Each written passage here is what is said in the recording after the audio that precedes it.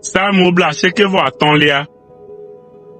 Miva, mina míatso aseye ɖe Yehowa ŋu, eye míado dzidzɔɣli ɖe míaƒe xɔxɔ ƒe agakpe la ŋu.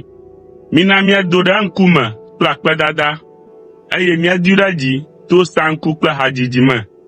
Elabena Yehowae nye Mawu gã la, eye wònye fiagã si ƒo mawuwo katã ta. Anyigba ƒe gogloƒewo le eƒe asi me, eye towo ƒe tsutsuea ƒe ke hã nye etɔ.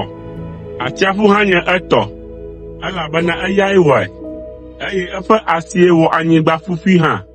Miva, mina míabɔbɔ ade ta agu nɛ, eye mina míadze klo ɖe Yehowa, mía Wɔla la ƒe ŋkume, elabena eyae nye míaƒe Mawu, eye míenye amewo le eƒe lãnyiƒe kple lãha le eƒe dzikpɔkpɔ te. Egbe, ne miese eƒe gbe la, migasẽ miaƒe dzi me abe ale si miewɔ le Meriba kple ale si miewɔ gbe ma gbe le Masa le gbea dzi ene o.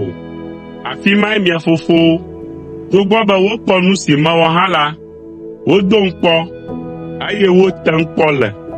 Medo dɔmedzoe ɖe dzidzime ma ŋu ƒe 40 sɔŋ. Megblɔ be, wonye ame siwo ƒe dzi tra mɔ, eye womenya nye mɔwo o. Ale le nye dɔmedzoe me, meka atam be womayi ɖe nye dzudzɔ la me gbeɖe o.